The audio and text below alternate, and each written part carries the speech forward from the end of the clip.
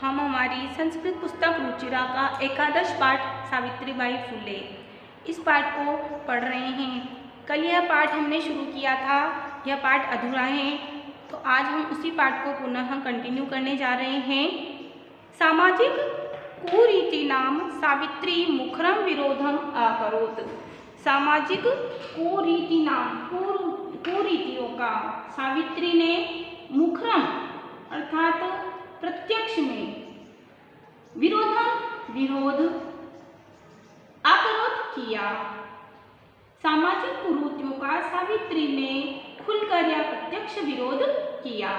विधवानां शिरोमुण्डनस्य निराकरणाय सा साक्षात् नापितैः मिलिता।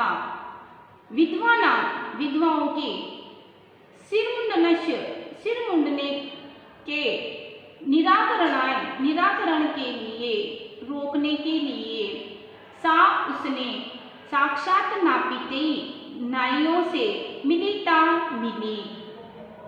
विधवाओं की सिर मुंडने को रोकने के लिए वह अर्थात सावित्रीबाई स्वयं नाइयों से मिली। फलतः केचन नापिताः अस्यां रूढौ सहभागिताम् अत्यजन्। फलस्वरूप केचन नापिताः कुछ नाई अस्यां रूढौ इसमें रूढ़ो रीति रिवाज में, रूढ़ी में सहभागिता को अत्यजन त्याग दिया।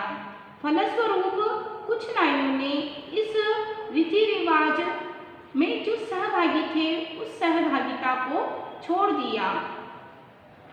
एकदा सावित्र्या मार्गे दृष्टं यत् कूपं निक्षा क्षीणवस्त्र आवृताः तथाकथिताः निम्नजातीयाः काश्चित् नार्यः जलं पातुं याचन्ते स्म।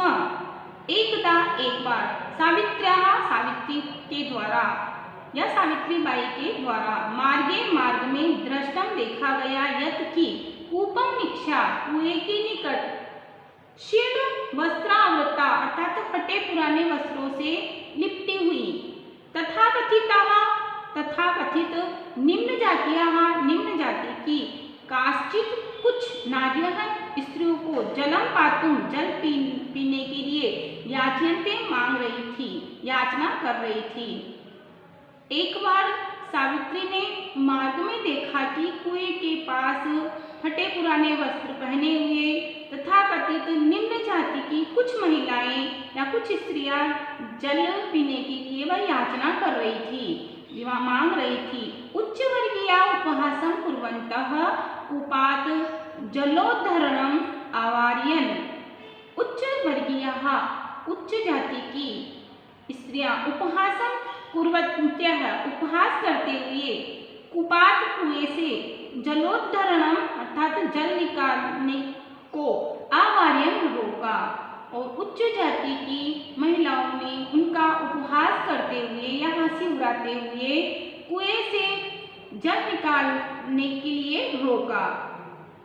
सावित्री एतत् अपमानं सोढुं न शक्नोत्।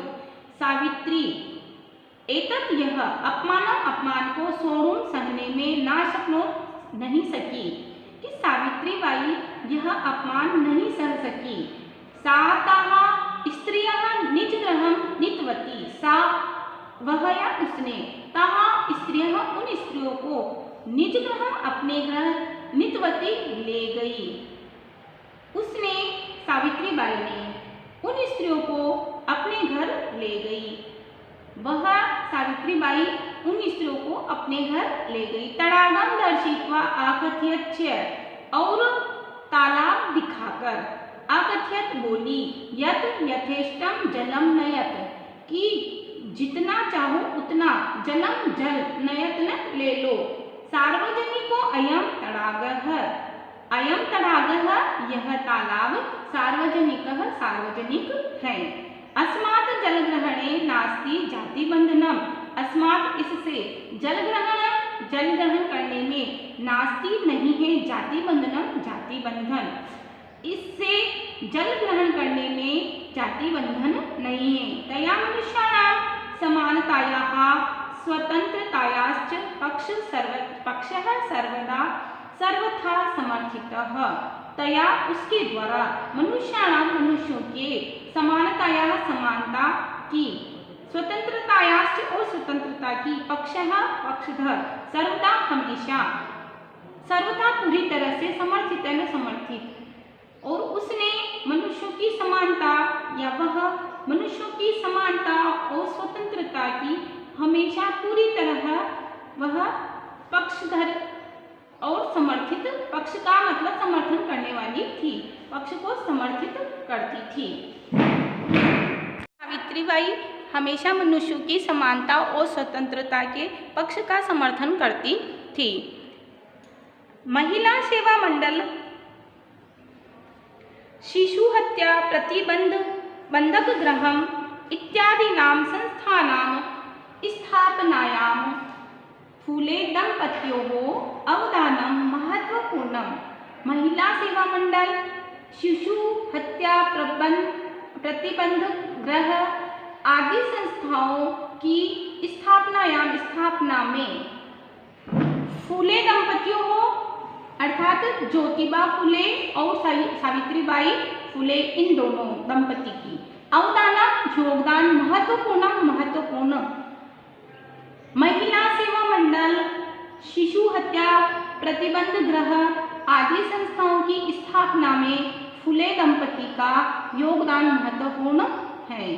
सत्य शोधक मंडलस्य गतिविधिषु अपि सावित्री अतीव सक्रिया आसीत्। सत्य शोधक मंडल की गतिविधियों में अपि भी सावित्री अतीव बहुत सक्रिय थी।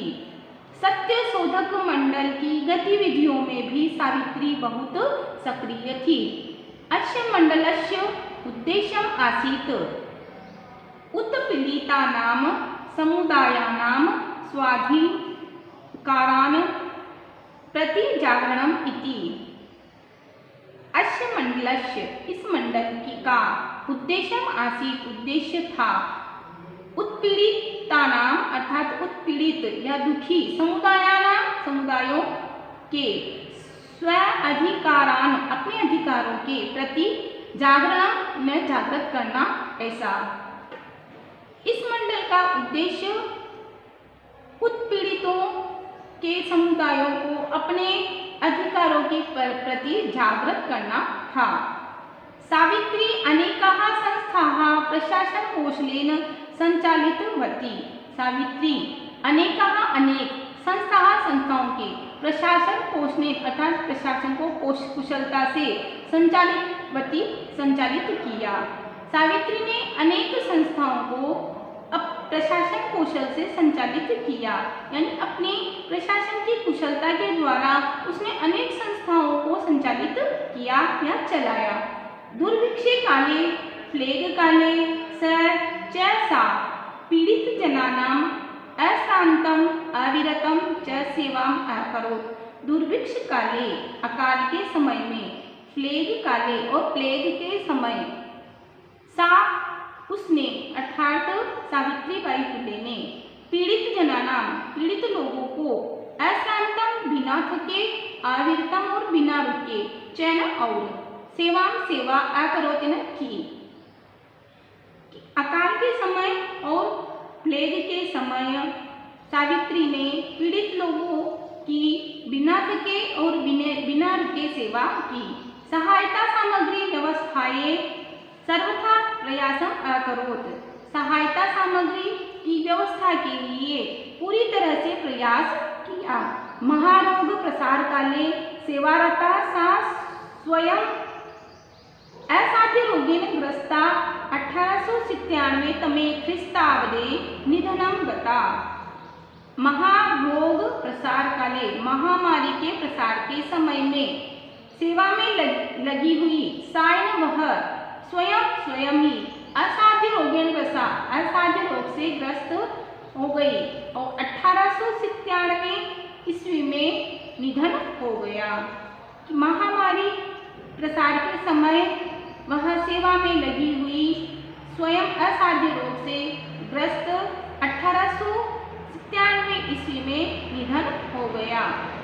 साहित्य रचनया अपि सावित्री महीयते।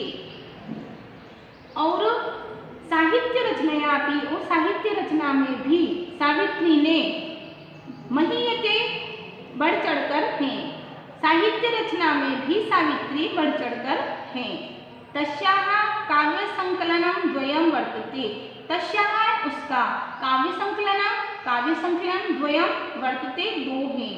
काव्यफुल्ले सुबोध रत्नाकर चेती, एक तो है काव्यफुल्ले और दूसरा है सुबोध रत्नाकर ऐसा। भारत देशे महिलोत्थानस्य गहनावरोधाय सावित्री महोदयायाः जीवनचरितम् अवश्यम् अध्येतव्यम्। भारत देश में महिलोत्थानस्य, महिला के उत्थान की या उत्थान का, गहनावरोधनाय गहराई से जानने के लिए या समझने के लिए सावित्री महोदय के जीवन चरित को अवश्य अध्ययन करना चाहिए। भारत देश में महिलाओं के उत्थान को गहराई से समझने के लिए सावित्री बाई महोदय का जीवन चरित्र अवश्य ही पढ़ना चाहिए या अध्ययन करना चाहिए। तो छात्रों, आज हमने सावित्री बाई के योगदान के विषय में चर्चा की। कल हम पुनः इसके अभ्यास कार्य को लेकर के उपस्थित होंगे। आप भी इसी चैप्टर का अध्ययन करें, क्योंकि हमारा अध्ययन लगभग एकादश पाठ तक हो चुका है। अब हम भी रिवीजन की ओर चलेंगे, तो इससे पहले आप एक बार पुनः आप रिवीजन करेंगे, ताकि आपका तीसरी बार रिवीजन होगा। तो इसके लिए आप अच्छी तरह से शब्दार्थ का अभ्यास करें और इनके एक्सरसाइज को भी आप याद करें, क्योंकि प्रश्न उत्तर और ये आपके एग्ज़ाम में अवश्य आएंगे। इसलिए अभी से ही प्रयास करते रहें। आज के कार्य को हमें कल पर नहीं टालना चाहिए, क्योंकि वह कार्य हमारा बढ़ता चला जाता है। इसलिए आप अध्ययन करते रहें, ताकि आपको आने वाली परीक्षाओं में परेशानी का सामना नहीं करना पड़े। धन्यवाद।